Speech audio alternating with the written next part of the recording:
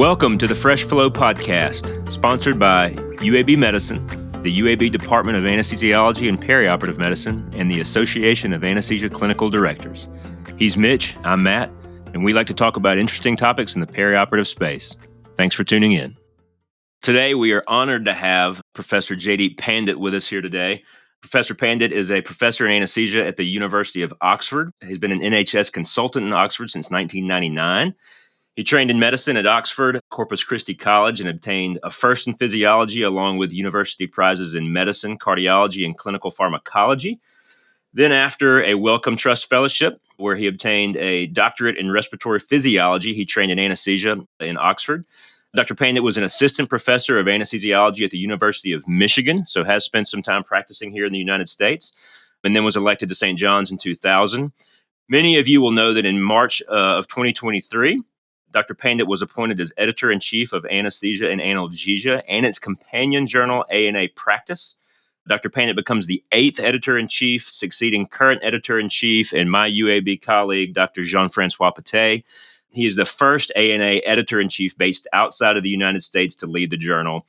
Jaideep is a fellow of St. John's College in Oxford and a consultant anesthetist at Oxford University Hospital and the NHS Foundation Trust, where he serves as clinical director of operating theaters. That is a lot more accolades than I can claim for sure. So, Jaideep, thank you so much for joining us. It's an honor to have you. Thank you. Thanks for asking me. Absolutely. So in addition to those accolades, last year you were awarded the Gold Medal of the Royal College of Anesthetists, which is the college's highest honor, and also the McGill Medal of the Association of Anesthetists, the first person to ever be awarded both of these honors. When you look back, how have you cultivated not only your longevity as a physician, a researcher, and leader, but managed to explore such a diverse range of interests and topics? Thank you. Thanks for the introduction and the specific question.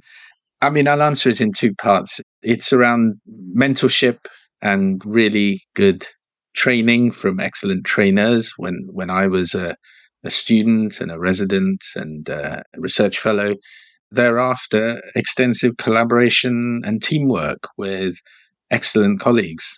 You know, without those two things, one simply can't achieve anything at all. So it's really all put down to that wider team in the sense from day one. And all of them continue to be close colleagues, friends. You know, those who are retired continue to interact, and those who are training become colleagues now and for the future, which is terrific.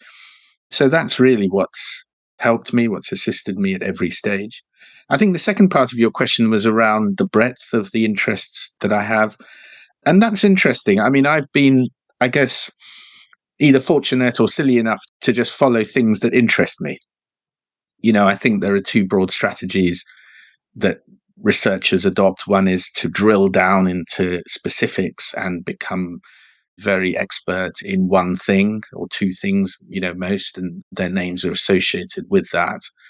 And while that's tempting for me, when I do that, I do see the links across the themes. And I'm particularly interested in cross-cutting questions, and I like to pursue them. And I personally learn a lot by pursuing them. You know, one thing leads to another, and you learn new skills, you learn new techniques and tools. And I follow that path, and I've been lucky enough to be able to do that to an accomplished level in several areas. So it is that pursuit of interest. And I have to say, linking with the first part of your question and my answer, was doing that widens that collaborative network across so many areas and so many domains, which is the exciting part for me. Thanks, Jaideep. So sort of returning to your role now as Editor-in-Chief for Anesthesia Analgesia, I think Imala et al. In Anesthesiology, they recently published sort of how the specialty of anesthesia or anesthesiology is sort of lagging again behind specialties. And I think this echoes what Schwinn and Balzer said in 2006 about a call to arms for academic anesthesiologists. So as the future editor, where does the specialty need to focus on? Where do we need to go? And I guess where are the opportunities? Great. Thanks for that question. I mean, a really important question and really important topic. I studied this formally. I led on the UK's national strategy many years ago and wrote a national report on academic anesthesia and how to strengthen it, how to rescue it, you could almost say. So I'm very familiar with the general issues, both nationally and internationally, because we obviously looked at international comparisons now. So I'm aware of the work that you mentioned from the United States. I mean, I'll broadly answer that on two levels. One is the specific themes that we could focus on that are going to be particularly valuable, productive for the future. And secondly, around the broad strategies that we can adopt. I mean, in terms of the themes, I mentioned them in my introductory article in A&A recently in October, and in my sort of introductory video that the IRS board was very kind to do. It's those areas that strengthen collaborations, especially with the basic sciences and with other specialties. So without specifying too much, the three broad areas of growth are going to be perioperative medicine is one, because that brings us into contact with a huge range of other specialties that we can collaborate and fruitfully gain from. The second broad area is around big data. We, as anesthesiologists in the operating room and critical care units and pain units, we collect data. It's being collected for us, and we have such ready access to rich data sets that we can interrogate and explore those. And that in turn will bring us into contact with statisticians, epidemiologists, and others. And the third big area, which I think has been underplayed in our specialty, is genomics. I mean, the world is going to be transformed with genomics in so many ways, both from the basic science level to the precision medicine, individualized medicine level. And anesthesia, so many questions in anesthesia are fundamentally genomic questions. And again, exploring that's going to bring us into contact with new colleagues from other specialties and interest groups. So those are my sort of three big, and they're broad brush. They're not specific within those, because you could almost compartmentalize so much of what we do into those anyway. But the other is around strategy. And here we're talking, and I won't go too much in depth at the moment, although other questioning and discussion may lead us there, is really around academic training, the organization of academia, academic funding, our workloads, the organization of departments, and how to do things at scale on national level and coordinate ourselves to tackle those academic challenges. Great, thank you. So we've spent some time discussing, just the three of us offline, our different healthcare systems and how they're similar and how they're also very different. In both the US and the UK, we're facing tremendous workforce challenges, burnout, even seeing unionization. I think a lot of people on our side of the pond might not, though, really fully understand just how anesthesia is delivered in UK. And can you tell us just how do current anesthesia providers manage the clinical workload in the UK? Yeah, and we have had such fruitful discussions, the three of us. So absolutely, it's just as a preamble, it's really important to say that what's been exciting about those discussions is the shared learning. I think there's a lot to learn by looking to other countries to see how they do it, because you get both things. Either they're about to make the same mistake, or they've already made the mistake that you don't want to make. So we learn from each other in that sense, or rarely there are some good ideas that can be adopted and translated across. So that's as a preamble. I'll describe how we work and what challenges that gives. The first thing to say is that UK anesthesia, it has always been not just consultant led, but consultant delivered. And that means that each operating room is staffed directly by an attending and nobody else. So there's no coverage of more than one room.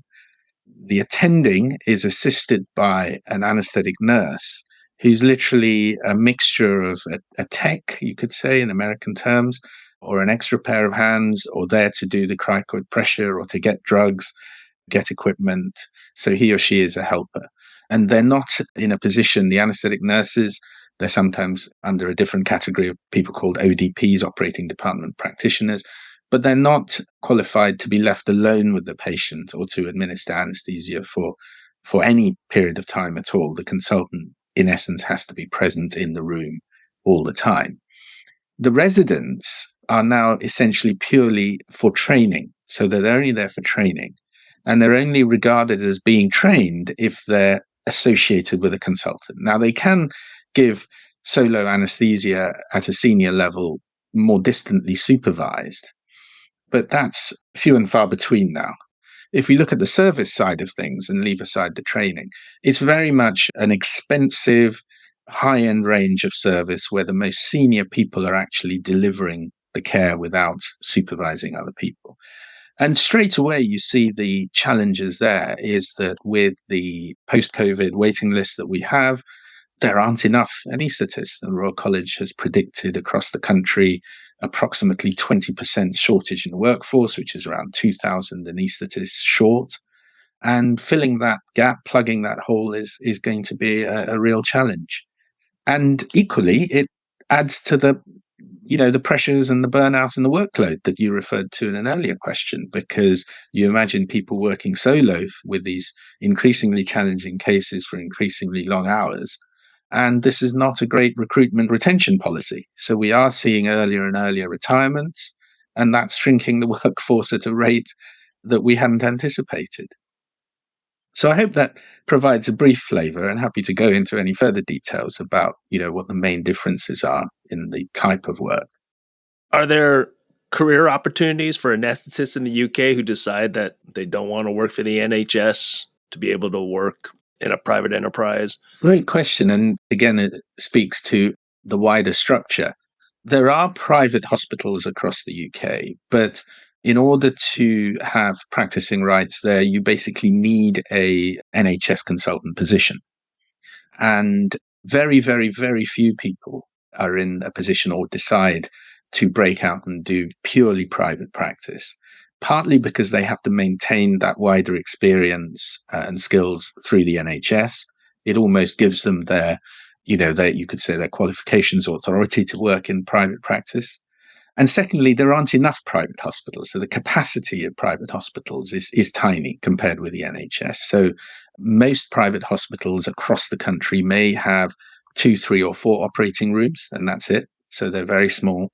They will most likely not have any high dependency or critical care unit, and will do only a very limited range of surgery. They're also staffed by consultants. So all consultants, surgeons and anaesthetists would therefore have their main job, so 3-4 days a week servicing for the NHS, contracted to the NHS, and it's only in their spare time that they'd work in the private hospitals. So unless you have that relationship with the surgeon, you won't necessarily be called, even if you opt for a purely private practice career. There's lots of incentives to do a little bit of private practice within the NHS scheme, but almost no incentives to do entirely private practice. So it's not a solution to the problems as yet. So I wanted to continue with that thought and sort of ask a mashup question. I think it's a little bit different here in the United States, where the current market forces are making it difficult for academic programs to sort of keep anesthesiologists within the department. The flip side of that is that as a specialty, and this is sort of our belief, that as anesthesiologists, as physicians, we're supposed to be clinicians, yes, but we're also supposed to find the future for our specialty. How do academic programs sort of continue to advance that academic mission, given the market dynamics, the workforce shortages, everything that we're facing right now, but then ultimately might affect you as editor, right? You don't want to see the publications submitted to ANA start to dwindle. And, this is the big question. How are we collectively going to do that? I mean, speaking very strategically, academic anesthesia, academic medicine should be viewed as an investment, for the future. And if you take any business approach, the business company has to invest in innovation and research in order to grow and be adaptable and survive for the future. Any company that says, we're just going to do the job is doomed to failure. I mean, they'll be bankrupt and bust, in months, if not years. So that is understood by every single company in the world, that investment in research and innovation is essential. And if we viewed, what academia can bring in terms of benefits with that lens, that would transform how we do things and why we do things. And obviously that then puts onus on all of us in academia to do the important things, identify the important questions, and to work collaboratively and strategically to solve those problems so that the benefits are seen, and to highlight those benefits. And it's clear to all that if you look at even in the last 20 years, in our careers, how positively anesthesia has changed, whether it's from airway management or care of the critically ill or pain relief. It's been incredible with the drugs, devices, equipment, and the way we do things. And we need to push that more and say, look, there is an ultimate benefit to investing in academia in this way. So that's the broad brush answer. And at the more operational level, it is around balance. It's about individuals maintaining their interest in their work, continuing their professional development, and really everyone looks to academia when they need that. There are lots of selling points, you can say, that academia has that we can capitalize on. So we've talked about the US a little bit, but you have really the opportunity as a thought leader to have seen both sides of the Atlantic Ocean, but also internationally as an editor. Where are the international opportunities for our specialty moving forward? Again, I'll answer. I mean, this is such an insightful question. We could talk for hours on this. I'll try and keep it brief and answer it in two parts. I mean, there's an untapped market, and then, of course, we mustn't forget the lower middle income countries and the developing world. And these are two different sides to this answer. There's a huge untapped potential of both resource and innovation and ideas in countries, particularly like India and China and the Far East, Japan and Korea, where clearly, and as editor, I see this, a relatively large number of papers emanate from there. But what they, I think, are hungry for is improved quality and training in science, how to improve their scientific approaches and to use their resources to maximize what they're putting out in terms of the academic outputs. So these are huge untapped markets. Now, collaborations, their international collaborations, I think will help them to maximize the gains from the efforts they're making. It's clear the statistics show that their chance of success in publications and dissemination of their work is lower, which is a shame because there's an awful lot of effort there. In countries like India, they clearly do need to invest more in academia and research. And if they did that, that could be a real springboard because, again, there's a huge amount of resource and people there to do the work. At the other end of the spectrum is, of course, the huge challenges faced in the developing world and the LMICs. And here we're talking about, the shortage of resources, the shortage of equipment, drugs, everything. One thing I'm particularly proud of is how ANA has a clear presence and strength in terms of trying to help address those problems through our partnership with the WFSA, the World Federation of Societies of Anesthesia, and the global outreach programs we have. We have the bandwidth and the strength to promote, research from those countries and to highlight issues that arise there. An example just recently, I mentioned Lifebox, which of course people know that's supported by the IRS, but for the journal specifically, the latest issue on the global capnography project that we're sort of championing and supporting. This could transform lives there. So the questions are much simpler, but are also amenable to an academic inquiry and how, an academic approach can actually help because it delivers care at scale cost effectively. And the means to do that and the learning from that is tremendous. JD, I would just add that I think the book is The Boy Who Harnessed the Wind. I might have gotten that wrong, but Gavin Darren-John, who's a professor at Dartmouth Tuck Business School, he talks about how many people think that the high-income countries have everything to teach the rest of the world about healthcare. And I think with the IRS and this ability to build a network, and again, this idea of collaborations, maybe the rest of the world has something to teach us how to deliver better healthcare. So it's a great platform, and it'll be exciting. That's right. And there's so many things to learn, how they're able to use minimal resources, and particularly how they're able to train, educate, and learn from each other. No, absolutely. Couldn't agree more. Jaideep, you mentioned specifically perioperative medicine as a huge part of our future as a specialty. And I'm really interested, especially in the UK, going back to the UK, how do you develop a strategy for that to address the growth in perioperative medicine and within your health system? And my question also in the kind of, one-to-one model that you have over there, how do you guys deliver it over there? How do you guys do perioperative medicine over there? Great question. It's been a long story, a long journey. It's been, fraught with, one would say, barriers, misunderstandings, all the things that you might expect.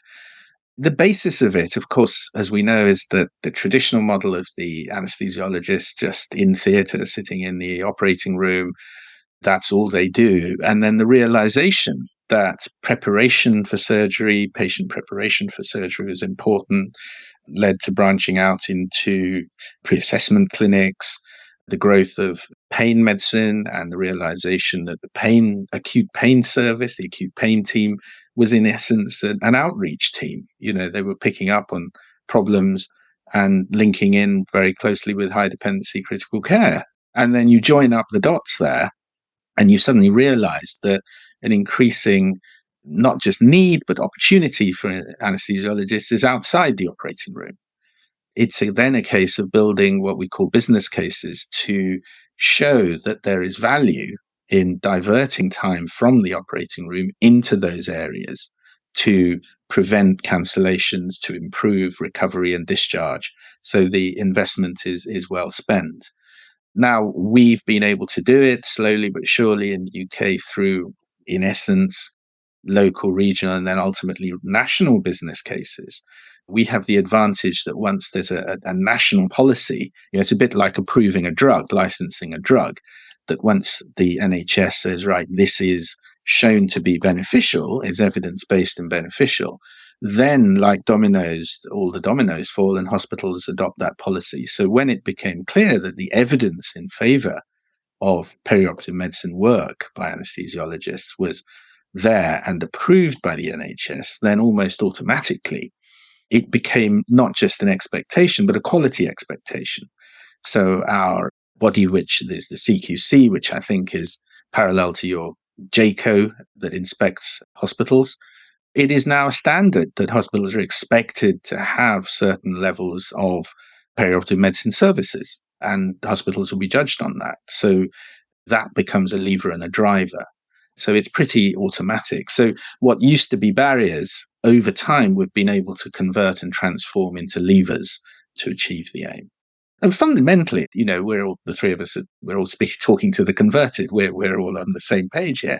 But fundamentally, it's around quality and safety, that perioperative medicine is delivering quality and improving safety. And that's been the sort of selling point for it. I suspect in the States, you may have the bigger challenge because unless the funders get on board and recognize that, it's going to be a different process. So they actually have to fund the right thing. I don't know the solution to that. Certainly, value-based medicine, the pointers are that they should fund it. But if, for whatever reason, the funding is still predicated on just numbers of surgeries, then it's going to be a bit more difficult, because it's almost like saying, well, we'll pay for unnecessary surgeries, but not for necessary value in healthcare. So it's, that's going to be a different way forward for you guys.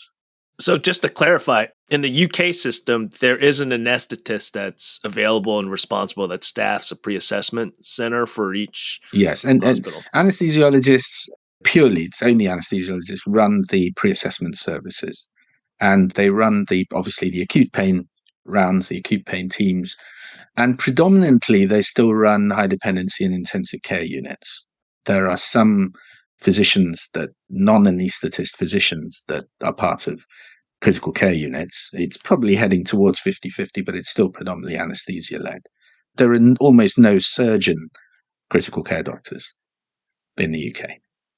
Yeah, in the US now we see the growing, we have acute care surgery, that the ICU surgeons, and then also the ED, the emergency medicine physicians, are also doing ICU fellowships. So, yeah, and then we have medicine. It's different. Yeah. So. My mind-blown emoji of the day is the idea that when something is shown to produce quality, that it automatically becomes part of practice. That's something that's going to take a while to sink in. I can't get that as someone practicing in the United States. But it takes a long time to get there. I mean, it's been collectively in the UK, it's been, you could say, a 20-year journey to get to that point.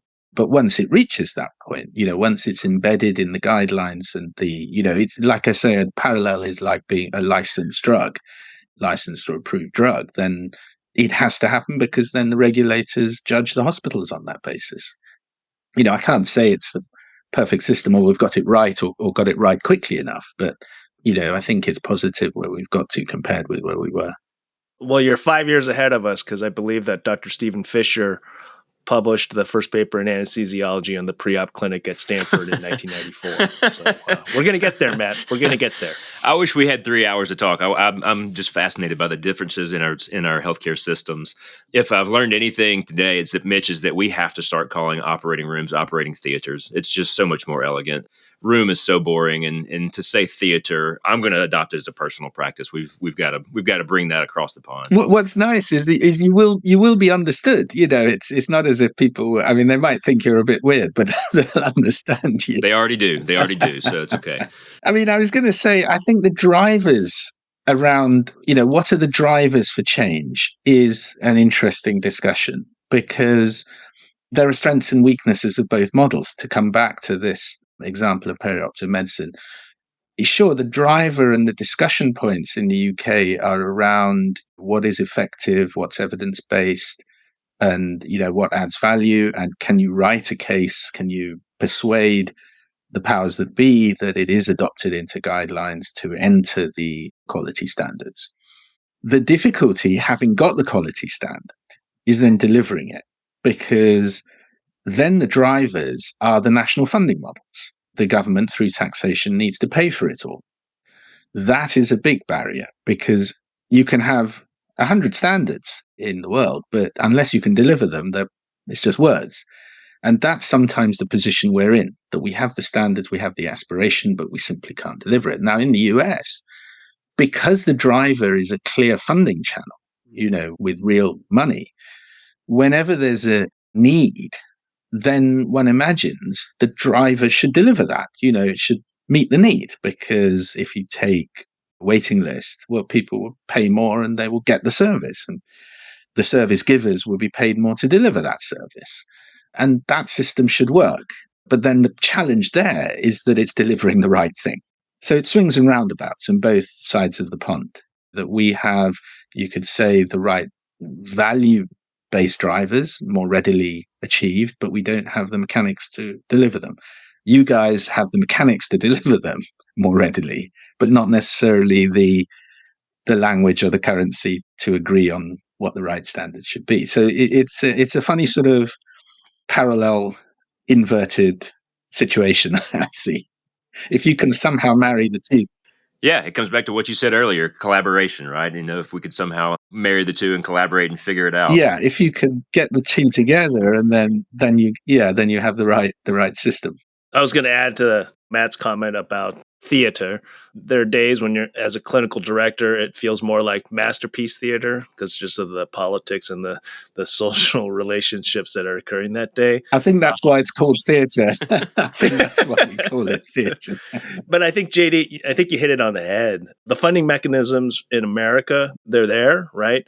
But the funds flow currently, and it's slowly transitioned over the last 2 decades, is that most of the funding mechanisms have moved to the institutional level, right?